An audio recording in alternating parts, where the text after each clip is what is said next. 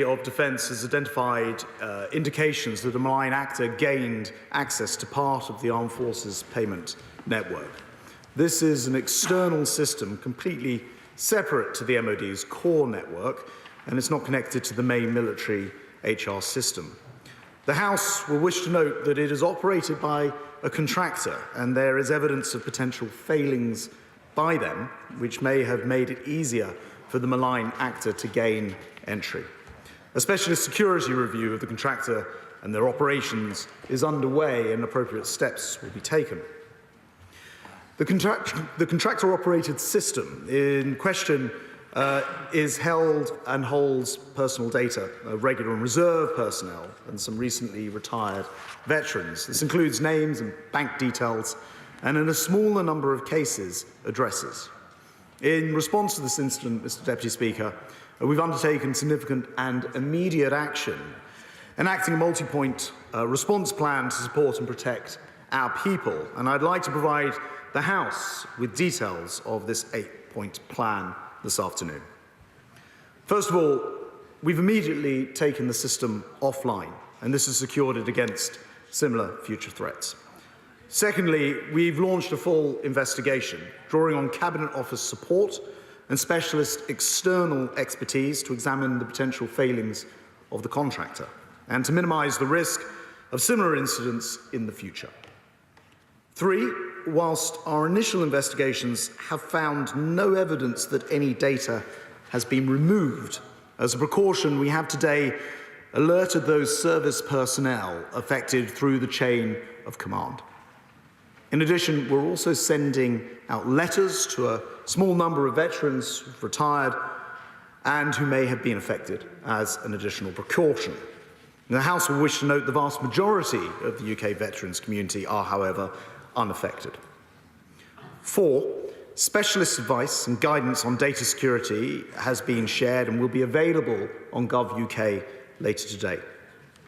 5th, we've additionally set up a helpline to support individuals. The number for the helpline is 01249 596 665, and that helpline will be available from today. 6, we're providing a commercial personal data protection service for all service personnel, and this facility will constantly monitor each individual's personal data and notify them if there are any irregularities. Even though we don't believe that their information has been stolen, we intend to do this in order to bring further peace of mind. 7, welfare and financial advice is available where needed through each individual's chain of command. And 8, on becoming aware of the incident, MoD stopped the processing of all payments and isolated the system. And I want to provide further detail on this particular step. We're making changes to the system to ensure it is secure before recommencing payments through it, of course.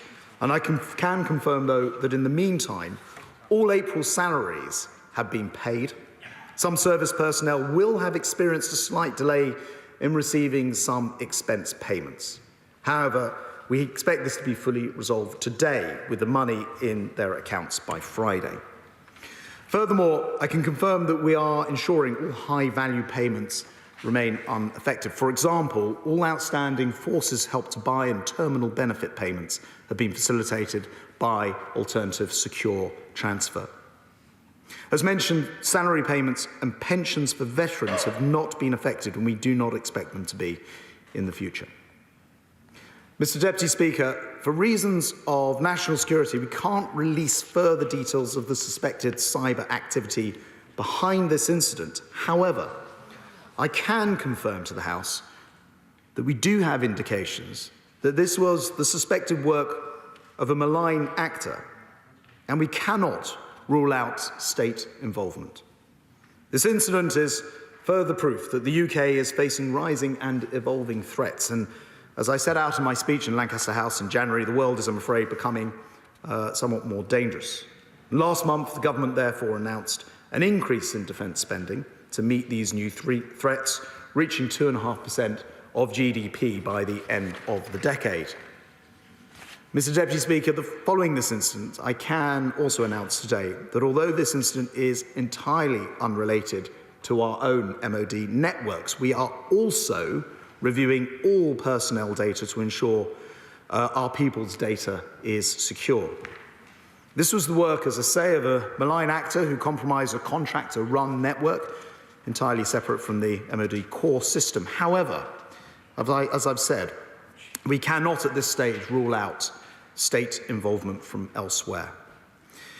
This 8-point plan outlines the immediate and significant action we're taking to protect the most precious resource, our people. And even though this has occurred on a contractor system with a malign actor involved, and we can't rule out that foreign state involvement, I want to apologise to the men and women who are affected by this. It should not have happened, and this 8-point plan seeks to ensure that it is put right and that it cannot happen again. I commend the statement to the House. John Healey.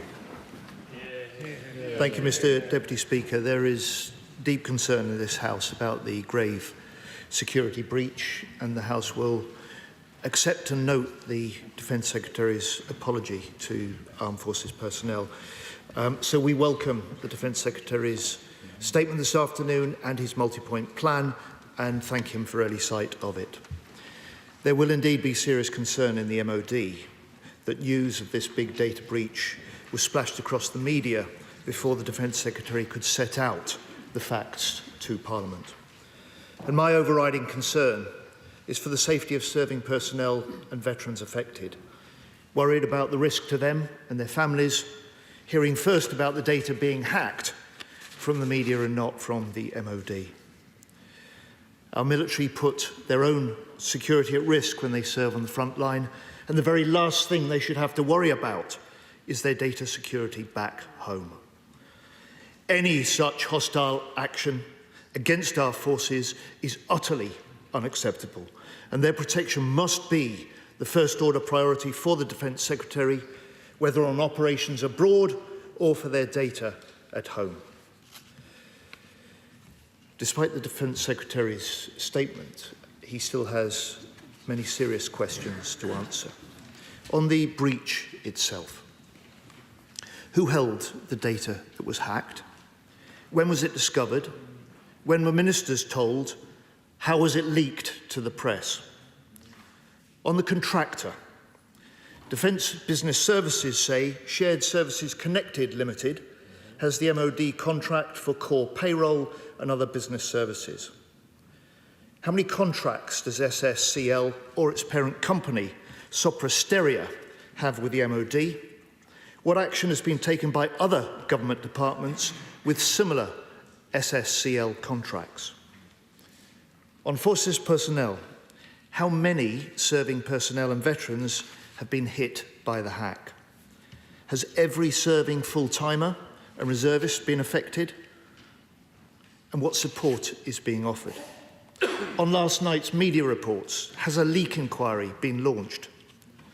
Mr. Deputy Speaker, the MoD's data security record is getting worse while threats against the UK continue to rise. There has been a threefold increase in MoD data breaches in the last 5 years, with 35 separate MoD breaches reported to the Information Commissioner's Office and a £350,000 fine last December. Subcontractors are well known as the soft underbelly of security, and this latest hack raises serious questions about how the MoD manages its outsourced services. Mr. Deputy Speaker, the media have clearly been briefed that China is behind the hack, but the Defence Secretary only tells us about a malign actor. Now, the government rightly has a very rigorous system before official accusations or attributions are made. But if this data breach is found to be carried out by a hostile state, it would represent a very serious threat to our national security. And the government have been warned. The ISC committee confirmed in its China report last year, cyber attacks by hostile states now happen daily, and our wider armed forces community are being targeted. But the committee also found no cross-government China strategy, completely inadequate resourcing, and defence intelligence with no systematic record of resources focused on China. Mr. Deputy Speaker, the Defence Secretary knows. We are united in this House. We will not stand for any such attacks. And with threats increasing, such flaws in our cybersecurity must be fixed. Only then will we make Britain secure at home and strong abroad. Well, I thank the Right Honourable Gentleman for his words about the united way in which this House tackles issues like this. And actually, there's much of what he said that I can agree with. He asked a number of questions. I'll try and just rattle off some responses to him. The chosen day to announce this was today in order to ensure that we would be able to secure the systems and back up, make sure everyone had their payments made, even if it weren't through those systems. So the media release last night was coincidental and unwelcome as far as we were concerned. Unfortunately, of course, a lot of people were involved in this. He asked how many, 272,000 is the number of personnel who have been affected. To stress that means that it's up to that number, the number still being refined. It will probably end up lower, but nonetheless, it's a large number of people, and people may have noticed that bank payments weren't made, so some of the media will have picked up on that. He's right to say that personnel and their welfare is our absolute first and primary priority, and we absolutely agree with that, which is why I hope he'll agree that the 8-point plan heavily focuses and consists of ensuring that they are getting every bit of help and support required, including, although we don't think that the data is necessarily stolen, making the assumption that it has been in order to ensure that they're getting support required, and including through their own data monitoring services that we're providing to each and every one of them, whether affected or not in this particular case. He has named the contractor that was involved. I can confirm that's the correct name, SSCL. As I mentioned in my comments, we have both ordered a full review of their work within MoD, but have gone further than that as well, and I've requested from the Cabinet Office a full review of their work across government as well as within MoD, which is underway. I also made mention briefly to specialists being brought in to carry out investigation in forensic sense against the way that this has operated. Data breaches and the level of attack is nothing new, but he is right to point out, and the House will be aware, these attacks are growing to the extent that the MoD and its networks are under attack millions of times per day, and they successfully repel those attacks millions of times per day.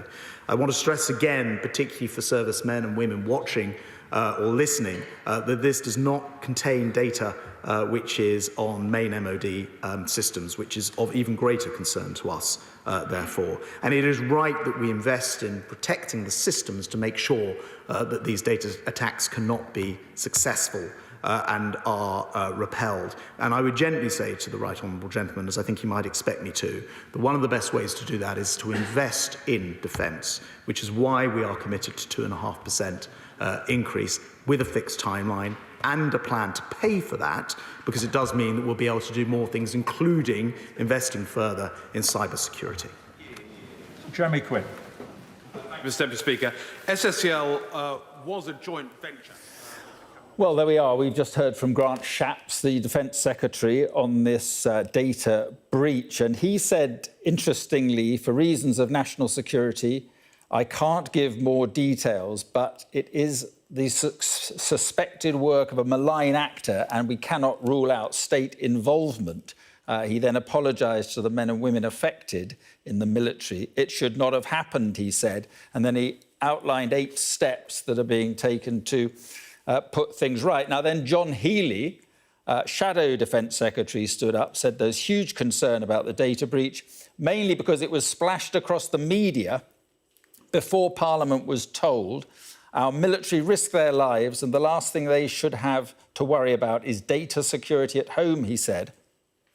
He then named, under parliamentary privilege, the contractor, SSCL, that he said is believed to be involved. Grant Shapps then confirmed it was this contractor, SSCL. Sky is contacting them for comment on that, and John Healey then also said that the media tells us China is behind the hack. If so, if it is a malign actor, it is a very serious threat to national security, he said. So let's bring in our Deputy Political Editor, Sam Coates. And Sam, now you broke this story in the first place. So what do you make, why the government's reluctance to directly name China and confront China in all this?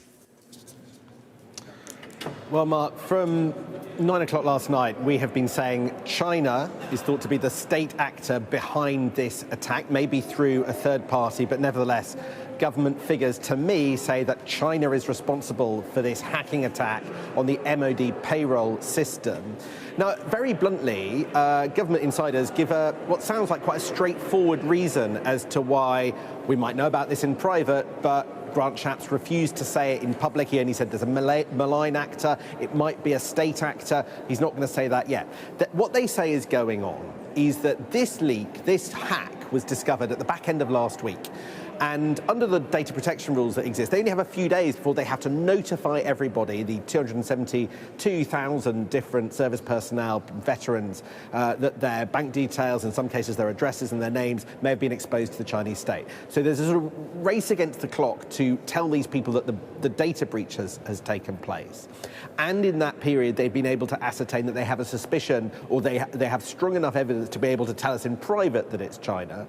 But for a government minister to stand up at a dispatch box and say conclusively, it is China, it's a process called designation, they say takes much, much longer. And when they've done it in the past, it takes years. Now, that's their explanation. I have to say, Mark, a little bit baffled, because a number of government sources all saying with apparent complete confidence that the people responsible for this hack are China, yet so it doesn't feel like there's that much more that they need to know, and they have concluded internally that that is exactly who it is. Nevertheless, that is what they say is the reason behind Grant Shapps stepping back from telling us as much as people are telling us in private about what's going on. Well, what's the picture more generally? Well, look, a lot of that statement was directed at trying to reassure members of the armed services worried that their personal data has been breached, what to do if they discover that their data is going up on websites, reassuring them that they have been paid for April, will be paid for May,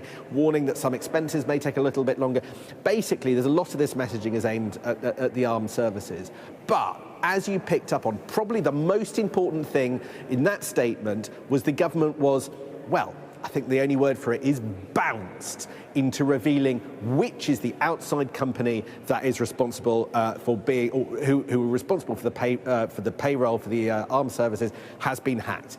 The company is called SSCL, and that stands for Shared Services Connected Limited. It is a Hertfordshire company. As you mentioned, we've contacted them for comment. I think they've been thinking for days about how to respond publicly to this as well. So they've probably got something fairly close to being ready for us. They do send it over.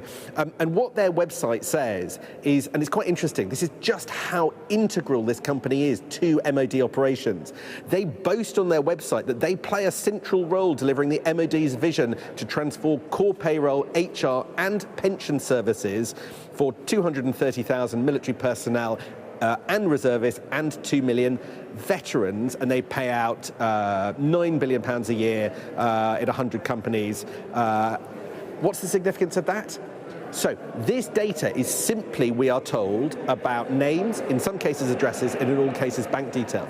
But this company has several contracts across the MoD and works elsewhere across Whitehall. And I think right now there will be an exercise to work out whether the hack that has happened only pertains to that we know about, or whether there is any other vulnerability. Quite clearly, I am told, this government is looking very closely at whether or not SSCL has committed any kind of mistake or has allowed a vulnerability to creep into their systems such that this hack took place. It sounds as if relations between SSCL and the government could get quite sticky. We want to hear SSCL's side of things. Do let us know what you think. And I think the pressure, I think, actually lies with the government, because in the end it'll have been the government that decided to outsource this effectively to a company that allowed the breach to take place, as far as we know. And that is problematic. And the question is, could it happen again? And what are the implications? And we are, it feels like, only at the start of the journey of finding that out.